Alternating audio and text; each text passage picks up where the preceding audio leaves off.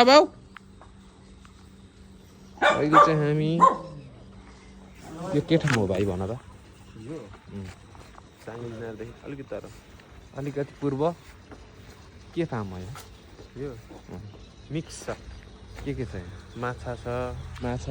सुँगुर पनि होला कुखुरा सबै थोक छ सुँगुर पनि छ सुँगुर लाने होइन तिमी खान्छौ कहाँ त